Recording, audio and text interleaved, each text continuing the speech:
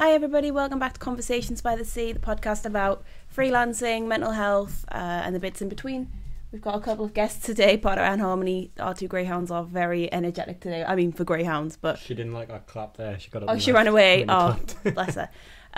So hopefully everyone enjoyed the first episode. We just filmed it yesterday, so obviously we don't know what the response was because we're filming 2 days in a row.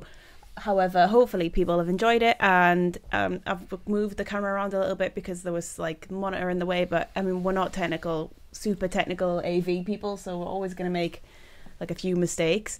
I think you're getting an authentic attempt at a podcast here. You definitely get spare room podcast. Amateur podcast. I just want to, I suppose we haven't introduced ourselves. My name's Ellen, and I am the MD founder of Content by the Sea and Conversations by the Sea, the newsletter. And now podcast, and this is Craig, my creative director and partner. Yeah, I was going to introduce myself, but you did it for us there, so... Oh, sorry. It's alright. Introduce yourself again. I'm Craig, the creative director of Content by the Sea. That's about it, really. Cool. So, yeah, in last week's episode, we talked about Craig's recent ADHD diagnosis and what it's like having attention deficit disorder and running a business, which I think was like a really interesting topic. Because we talked about the difference between work, traditional work, and creative work, and working for yourself with these different kinds of attention span. And you can watch it if you haven't already. I'll link it below. But there's also a playlist. We're on, as of right now, we're on YouTube and Spotify. But maybe by the time this goes out, we'll have been approved by Apple Podcasts as well. So then I think those are the three main places that we're going to distribute the podcast.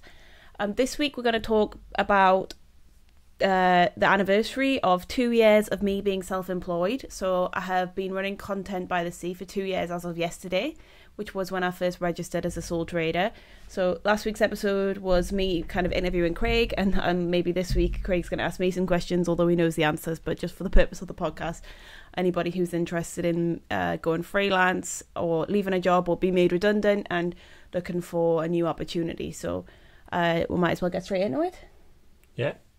That was a lot of speaking. 2.5 minutes of Ellen just talking there. Sorry. Get my voice out there a bit. I'm gonna having a domestic in episode 2 of the podcast. This is what it's like when you live and work with your partner. I just wanted to introduce the podcast. That's all right. Topic. It's fine. I just itching to speak. So yeah, it's Ellen's 2-year anniversary. How do you feel about it?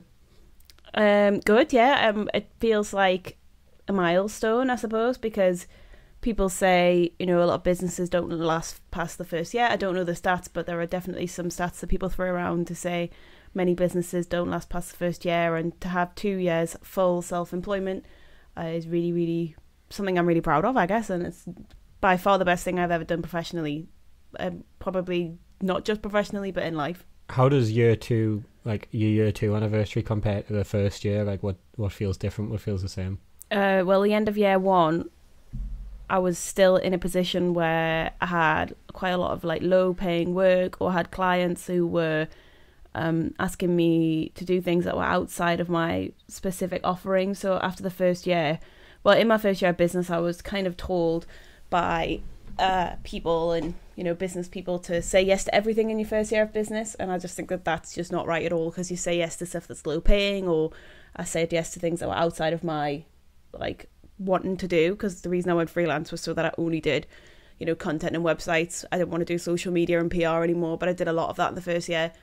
So the first year was like, okay, I made it first year self-employed. I survived. I made enough money to live off. I never had to take any money from Craig or anybody else. And this year, as at the end of first year, I decided, right, now I'm going to start, making some decent money, only doing the jobs that I really want to do, saying no more often, being more assertive, not letting people pay me late, things like that. So I think, and also I suppose in that year, I knew that in my second year would be ideally the year that you would join the business. Yeah, I feel like I've really noticed as well a big difference in your attitude to the business from that year to the second. It's almost like it went from a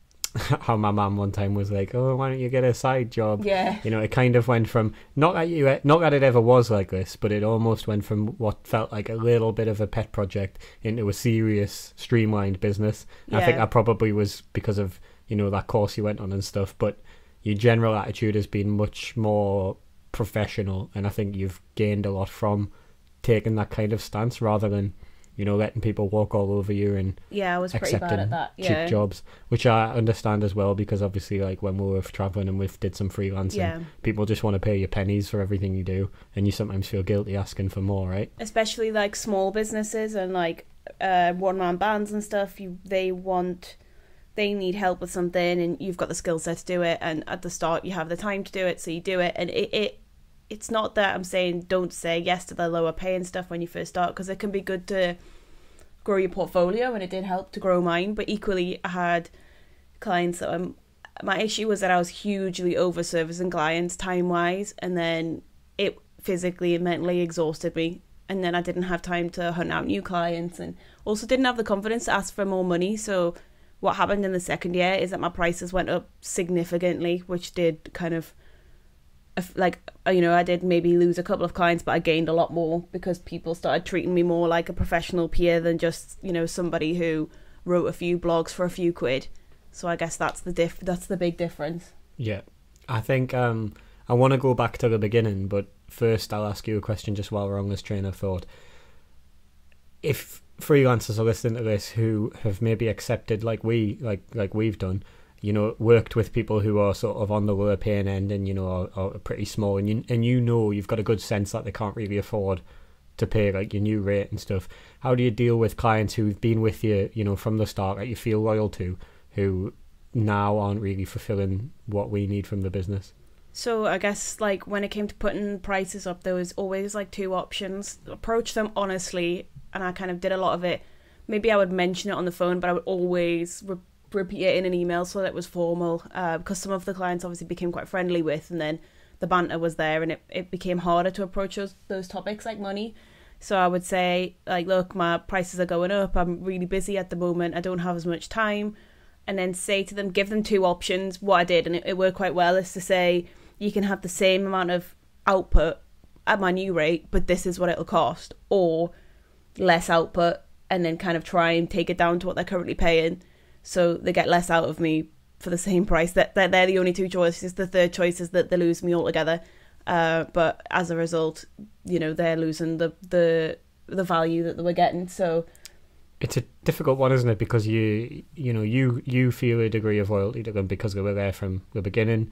They obviously feel like loyal. They want you to keep working for them.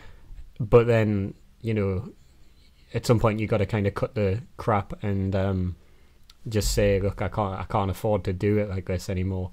And I think that's a challenge probably all freelancers at some point will face in their lives, and maybe anyone starting a business will experience that kind of thing. So I thought that was good to touch on. I'm just going to steer it back now, though, because I think that it's really interesting to talk about the beginning of the business. And obviously there's a lot of emotion and personal growth in that story that I've been, like, you know, privileged enough to witness Ellen sort of taking charge of our own destiny and, you know, building like a castle out of ashes from the sort very of poetic, crappy start that we had. So if you want to just maybe go to the beginning and explain why you started the business and how it came about, that would be good. I guess so. Like, professionally, my degree was in languages, then French and Spanish, but then I did a lot of blogging, and then I went to work in like journalism, PR, marketing, so it was always content orientated jobs. And then we, in 2018 in July, we quit our jobs and went travelling. So I spent 6 months in Southeast Asia, and we worked at a cat and dog shelter, and then we went on to Sydney, which was where we had a 12-month visa for Australia. So we were intending on earning enough money for the first maybe 6 months and then travel Australia for the rest. This was in the start of 2019. But unfortunately, I got a phone call in January 2019 from my mum, who said that she'd had a scan and there was something on her pancreas. And I don't know if anybody knows anything about pancreases. Pancreas. Pancreas.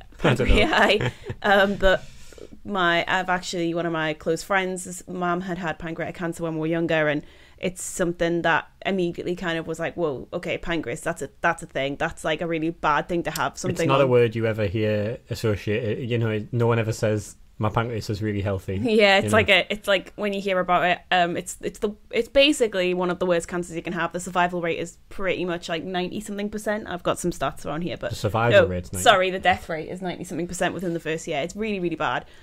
Because it turns out the pancreas is a really important organ. Anyway, they didn't actually say it was cancer, but I just had this like horrible feeling. So that was on Thursday, and then I had booked a flight home on the Sunday. So although I had a job, I went into work on the Friday and said, look, I'm going to be finishing my job today. But I was in the middle of building a website, and I was the only person on the project, so they let me continue it from the UK. They gave me a laptop and sent me on my way, which was amazing. And my manager there, Davina, he's honestly one of my heroes. She was just an amazing person, so loving, and she just, when I told her she was about what was happening, she was just so sympathetic and did everything that she could. We still keep in touch now, so that was really meant a lot to me, because it meant that I could afford to take the time off and I wouldn't have to go back to the UK and be scrounging off my parents. And although I did move in with them, obviously, because I was trying to care for my mum, but when I got home I didn't realise that she was actually been ill for a long time. She just hadn't told us, so she was really, really sick. Craig stayed in Sydney, didn't you, because you had a sponsorship, so we didn't want you to kind of quit your job for us to find out that my mum was just overreacting. It was hard to explain, but my mum was a bit of a hypochondriac. Yeah, it was I mean, in hindsight, obviously, it's all different now, but at the time, the day before we got that call from Ellen's mum, I'd just been offered a working visa, so that would have meant we could have stayed in Australia for like 3 years, I think, initially, and potentially forever once you go down that line. Yeah, residency route, yeah. Which was amazing. Like, you know, I really loved it in Sydney. You know, we both did. It was great, and the job was really good. So we were busy trying to work out whether we wanted to take that sponsorship and like stay in Sydney, because originally, like Ellen said, we wanted to travel Australia, and you know, New Zealand, and backpack and stuff. But we had to sort of make that decision, and then I went home, like back to the flat we were in, which is another story for another time. Yeah. I think, when we stayed with Dennis. And someone's getting a phone call. Oh, it's me. No, it's Ellen. Yeah. Are you gonna It's your mum. Good old Lorraine. Anyway, yeah, Craig went. We had just decided the night before. We were like, okay, let's take the sponsorship. One of us was quite. I think you were quite unsure, but I was like quite up for it, because I thought financially it would be great to have, you know, that kind of income, and we'll work it out. So then that next day I had this phone call, and then I flew home on the Sunday. Craig stayed in Sydney for 6 weeks, and I just kind of lived back home in the UK and was working out what was going on. She was really, really ill, and it was hard to get that across to Craig about how ill she was. Like, she didn't eat any food, she'd lost loads of weight, she was kind of losing her marbles a bit. It took them a long time to actually diagnose her, so actually she didn't get diagnosed until like a week before she died. So I went home in end of January. She went into palliative care in March and died in April, so she was 59, so obviously that's like incredibly quick for somebody to go from having a bad stomach to being, you know, no longer with us. Craig flew home in February, so it was end of February. Well, yeah, so it was about 6. There was maybe just be less than 6 weeks, I suppose. And he also managed to keep his job from home from the UK, so he had a bit of that going on. And then I had the jobs from Sydney. I actually had 2 jobs in Sydney, and both of them let me bring it home. And then in the February, I decided I quite liked working from home, and I also didn't know how long she was going to be sick for, and I knew that I couldn't just go and get like a proper job, because you just don't have that flexibility in a proper job that you need when you're taking people to hospital, you know, taking someone to hospital all the time. She couldn't be by herself, so my dad works as a pharmacy delivery driver, so he was going to work. And I was staying with her. She couldn't, like, you couldn't just leave her. So that kind of meant that I had to work from home. So then I just registered with HMRC, self-employed, and put on the internet that I was going to be working from home. I was just starting a new business in the Northeast. I didn't know if it was going to last, like, or what it was going to be. I just needed a bit of money to cross over from the end of the website project. And an old employer had got in touch and said, well, we need some copy. So I did some stuff for them. And then I actually won my first website within the first couple of weeks on LinkedIn. I only had websites I had built in-house, but this company really, really trusted me, and it was really, really amazing that they let me do it. I still remember that, because I was obviously home working with Ellen at the time. Like, I was finishing off my contract for the Australian company, and we're sitting at a table, like at a little table in that little flat we're renting, and I think that's when you got the call saying like I wanted to choose you, and it was really exciting.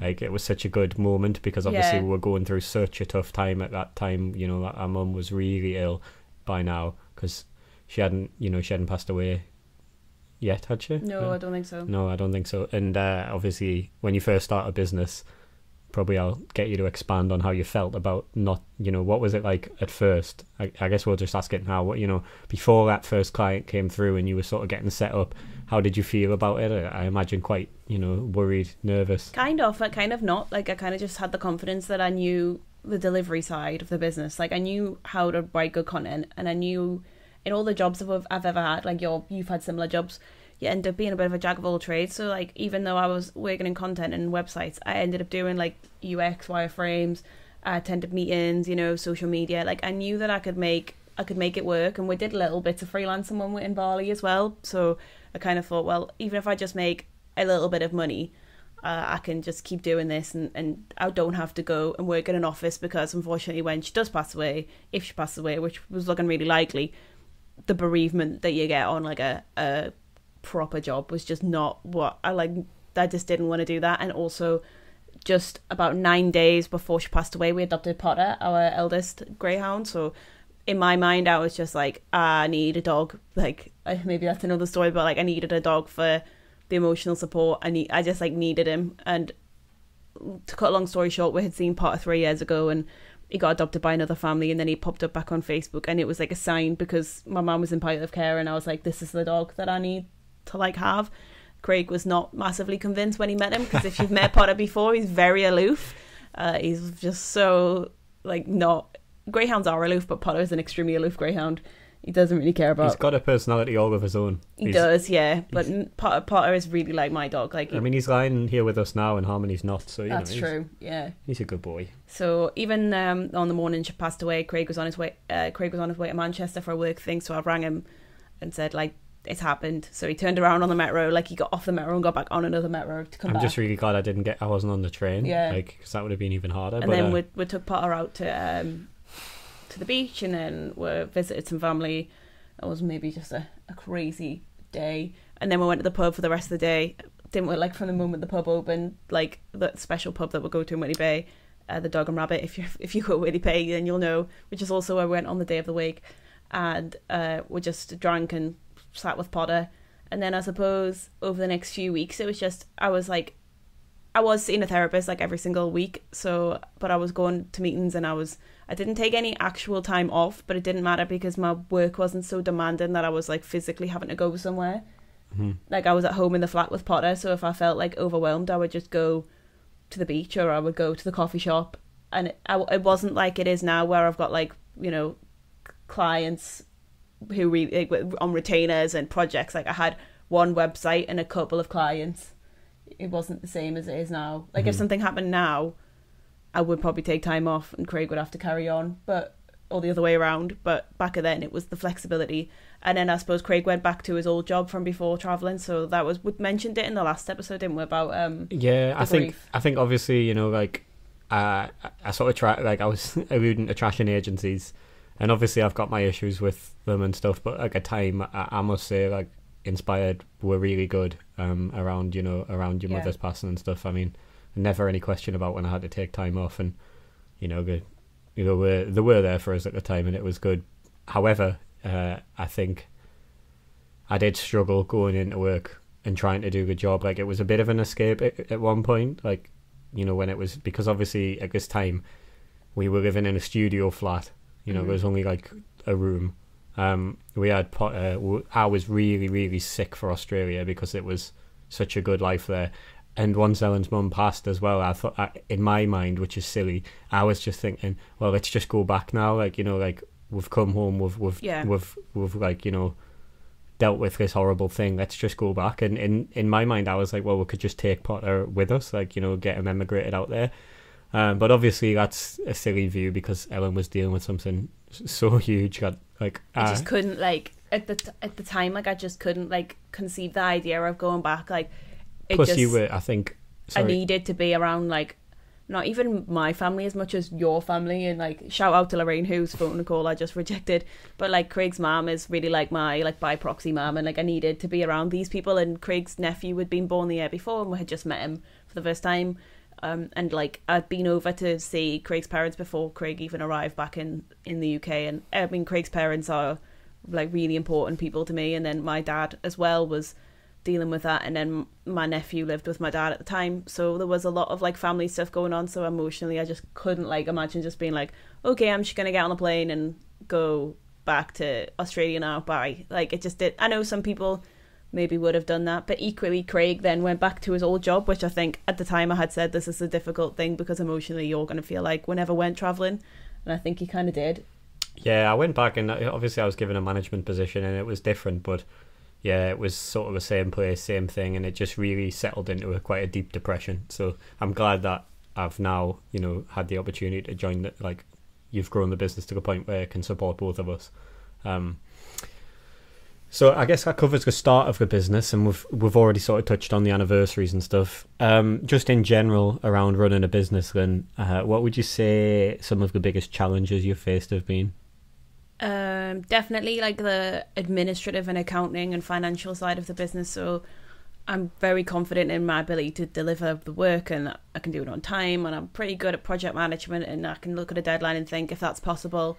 I can, problem solve pretty well, but I'm not great. Like, I didn't know anything about business as a concept. Like, I didn't know if I should be self-employed or limited company, or I didn't know if I should be registered with an accountant. I didn't know what a tax return was. I didn't know anything. So all of that side has been a huge, like, I know a lot of it now, but back then I just had no idea what you did. I just thought, I didn't even know like what an invoice, like how to send an invoice, like nothing. Mm-hmm. Like, so I got an accountant, actually the Business Factory, which is like a I think maybe EU or council funded or both organisation here in the northeast, in North Tyneside, gave me some free accounting time, and that was really helpful because that got my first tax return off the ground, and I didn't actually pay any tax because it was only from February to April, so it was only a small amount of time, but they helped me with understanding. I knew how to market myself and everything. It was just that whole side of it. That's definitely the biggest challenge. So yeah, we're back after some technical issues there with the camera. I was saying to Ellen, as well as the challenges, what are some unexpected highs that you didn't anticipate? So a question back at you. I think the biggest high was probably winning that first website client, but also winning some of the big retainers and getting to work with some of the companies that I had written about when I worked at Be Daily, which is a business news website. I had written about the likes of Komodo, who are still a client now, and some of the big agencies in the northeast, and I went through a period in autumn 2019 where I sent out a few LOIs, letter of introduction, which is just like a cold email basically saying like, I'm a copywriter and I don't know if you need any help, but here I am. But it wasn't quite like that. It was actually, I only sent out like 10, and I actually won like 3 clients out of them, and one of them was Komodo. And shout out to Armin and the team at Komodo, because they're like probably really like our longest standing and most loyal clients, and as a result have referred us to a couple of other companies as well. So that was just like a really big high for me, to have people to go to meetings and be seen as like a peer, seen as somebody like a supplier, professional deliverer of a service. Back when it was just me and Potter in the business, and Potter used to come to all the meetings and win over people. So yeah, I guess those were the big highs. And then also just the flexibility, like although I work really, really hard and we don't take a lot of holidays, I do have a lot of flexible days where we finish early or start late. So I always felt like that was something that I needed. Yeah, I think the flexibility is a big pro for me as well, especially being able to sort of have a lie in the mornings, because I'm really bad slow in the mornings. What are your, I suppose I should know this really, but like, what are the plans for the future? Where do you want to take the business? I suppose people often ask like, do you want to turn this into like an agency or something? But like, and do you want a big glossy office and like pizza party Fridays and stuff? But like, no, Craig's shaking his head like, no, we don't want to do that. Like, I'm honestly happy with the business just being us two. I think probably we're on the fringe over the next 6 to 12 months of maybe getting a VA or someone to help with the administrative side, because I still do like invoices and stuff and I hate it. So maybe that's, I like to work with freelancers. Obviously, you'll know that we run a freelance Discord and the newsletters. I mean, this is for freelancers really. So I like to outsource things to freelancers if I can. So, you know, if I have a client that needs PR, I'll outsource it to somebody. If I have a client that needs photography, I don't want to start an agency where I've got everything in-house. I just don't think that's sustainable, especially in the current climate.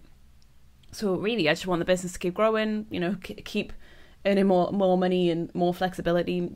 Maybe one day soon get a 4-day week.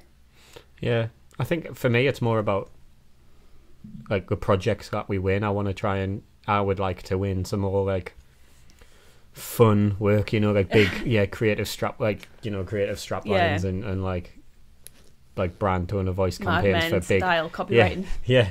If you need someone to just do some slogans for you, I'm your guy. But yeah, I think I agree with Ellen. I mean, it's, to me, I know that we're 50-50 shareholders, but it is Ellen's business. You know, I'm really pleased to be able to come and help and drive it in my own way. But ultimately, I think she can set the direction. But we agree, really. You know, we're going to get married for a reason. We share very similar values, and I don't think either of us wants to start any kind of agency. And you know, I don't really want to be like going out on a party boat with my employees who can all fawn after me for my approval. You're never going to be I'm not dropping any names. You're never going to be like blue shirt, big watch, brown shoes kind of guy. Like this is like Craig's like work outfit. Like this is his favorite thing to wear. Like we're very casual. Even when we go to we both go to networking, obviously at the minute on Zoom, but even then we don't put on like a professional facade. I don't think a lot of freelancers do nowadays. Put on like a professional facade for like one audience, and then you know, a casual facade for, you know, colleagues and other freelancers. We're kind of the same people regardless. Yeah, I think honesty is a big part of it, and I don't think honestly we could ever be agency managers, because we're neither of us, you know, ultimately to run a business you have to have employees that are below you. I mean, it's a fact. You can treat them as well as you want, but ultimately they're going to be paid less than you're earning from the clients, and because you hold their life in your hands. And you know, if your agency, if you lose a big client, this is classic of any agency, losing a big client, potentially a redundancy or something could be on the cards. And I just don't think I'm emotionally in a place where I would want to feel like that, you know, letting people go. And also we're both like we're accidentally become friends with people. I don't ever want to manage people again. I only had one taste of it, and I just didn't like it at all. I felt like I had a really good point, but I can't remember what it was. It's gone. I think I just want it on an honest basis. I think I just want to keep going the way we're going, and just maybe win bigger one-off projects as well, because I really like doing. My brain suits, harkening back to the ADHD episode, my brain really likes the idea of like, you've got to do this thing in this amount of time, and then deliver it, and then it's done. I like that. But yeah, more big projects that are like, you know, I'd like to work with some cool brands as well. Like, especially for me, it'd be a dream to do anything in like video games or Warhammer. Games Workshop, if you're watching this. Any nerdy stuff, bring it my way. Yeah, no, I totally agree. And then I suppose the last thing that it's not really the business more than just me, but well, I guess it is the business because we're doing this together. But you know, start the podcast, the newsletter's been going a year next month. The Discord server, which has got nearly 100 members, and just like stuff like that. We're like to have. I just really like the community that we've built, and just how originally was just me on my little Twitter and chatting to people who, you know, shout out to all the freelance community, especially Content Club UK. And then when Craig joined the business, everyone just like welcomed him in to the community like straight away. Yeah, people are really nice. I mean, I'm probably not as active as I should be in it. Or like, you know, I monitor the Discord and stuff, but you know, I don't really do as much Twitter chats and stuff. Yeah, you don't have to be there all the time. I really struggle, like, because of my attention span, I struggle with things like that. But yeah, it's people are really kind.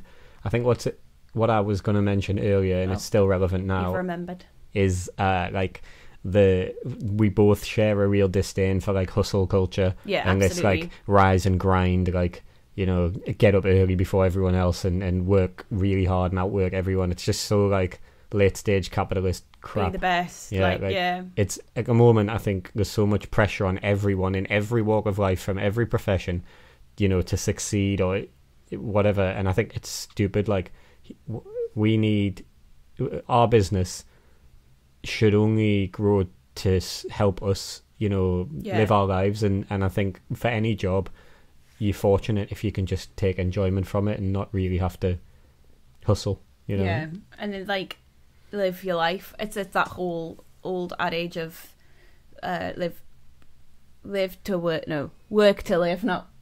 Yeah, work to live, not live to work. Is that right? Yeah, that's right. Like, yeah, we always want to be the former, and just making sure that our job supports the lifestyle that we want to have, which is quite a simple one, to be honest. We're not like, maybe we would like to travel a bit more in the future once we're allowed to do so. But other than that, we're not bothered about having like huge flashy cars, or the only thing that, financial burden is probably Craig's Warhammer collection at the moment.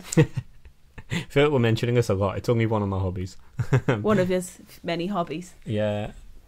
I mean, I think we're ambitious, though. Like, you don't need to conflate like being like kind to yourself and not being hustle culture and stuff to not being ambitious. We still, we're still got target earnings we want to make, and it'd be nice to be retired early and. But those target earnings only exist in order to support like the lifestyle. So if you can earn enough money to be able to work 4 days a week, or if you can earn enough money to retire a few years earlier, that's so that you can have more of a life, rather than earning enough money just to have more money.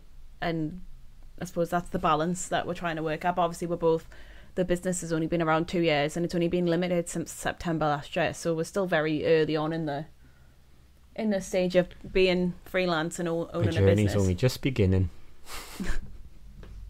Well, might as well end on that point. We're on just over half an hour now, so I think half an hour episodes seem to be working quite well for us. Yeah, I guess. You've got anything else to say? Just as an ending question, that you can sort of treat as an ending question. Yep.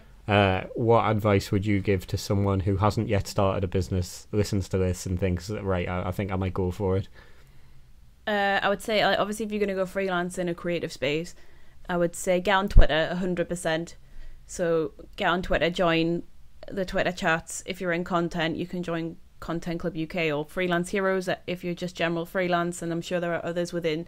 I know there's a UX chat and stuff like that. I would say obviously join the Discord if you want to do that. It's not just exclusively people who are already freelance. We've got people in there who are, half working and half freelance.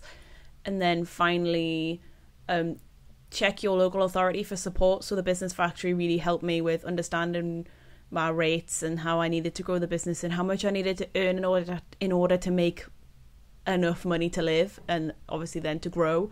So I would say, well, if you're in North Tyneside, you can check out the Business Factory, but I understand that lots of regions have different things. The supply chain, the supply chain for the Northeast LEP have got lots of free training programs. Try and make the most of that stuff. Obviously, if you've been forced into self-employment through redundancy or anything else, then like just take the bull by the horns and just have a go. Or contact your old employers and say, I'm freelance now and would you like any help? Because a lot of businesses, I think, can find that freelancing is more cost effective than, especially right now, than having, full-time employees. So those are probably my biggest tips. Get an accountant. That one as well. Cause that's a good one. Get an accountant. It's worth the money, even if you think, oh God, can I have to pay that, every single month? If you get one that manages your VAT and stuff, well, obviously if you pay VAT or manages your tax returns, pay someone to do it, because all of a sudden it's January 31st and you've got to submit your tax return, and it's just stressful. Unless you're one of those people that loves that stuff, then obviously on you go. Sick people. That's it from us. Yeah. We just had like a moment of like silence there. I was just so proud. I'm just thinking of how proud I am of you. Like, it's just, you're amazing. You're going to get emotion. I just think she's amazing. People always say behind every good man is a good woman, but I think for me, it's like I stand in Ellen's... Are you saying that behind me is Ellen's you? shadow a little bit, and I don't mind whatsoever because she's built herself to be so good in such a bad, hard, like, beginning of it. I'm just really proud of her. Well, I wouldn't have been able to do it had you not, been there and stuff, so... Wholesome. Getting a bit soppy and wholesome. Wholesome moments. Wholesome content. I think that's what... I think my message would probably just be, for businesses and stuff, if you have people to lean on, don't be afraid to maybe lean on them a bit. I think most people want to help support people. If not financially, you can at least, people can help you in different ways, and like having a support network is really important. Don't be afraid to ask for help, and also say no to things if it makes you feel uncomfortable, or you don't want to do it, or you don't feel like you're getting paid enough. Just because you've just started a business, it doesn't mean you have to say yes to everything. Say no if you get a bad vibe, or you feel like that person's, I don't know, a client has just got a reputation for a late payer or something. Just say no. Like, don't say yes just because of the money. Yeah, that's a good. It's not worth the rigmarole. Yeah, especially not if, I think, when you feel like obligated just for the money as well. I need to do this for the money. It might not, it might be a good idea just to say no or take a hit. And if you can afford to do that, definitely. If you feel that way, then it's a bad sign. Mm-hmm. But yeah, that's it from us this week. I suppose maybe next week we'll have another topic, or maybe have a guest. I know that I'm going to get some guests on. I just need to work out the technical side of having them on Zoom while also talking to each other, and there's a little bit to that, so maybe we'll do a couple more just us, and we've got plenty to talk about, haven't we? And if you're listening, then thank you so much for listening this far, and the first episode as well, as if you listen to that, and maybe just tell us about it on Twitter if you liked it. Yeah, I want to hear some feedback. That'd be great. Yeah, that'd be great. It's new for us, so let us know. Thanks everyone. Thanks. Bye. Bye. Bye.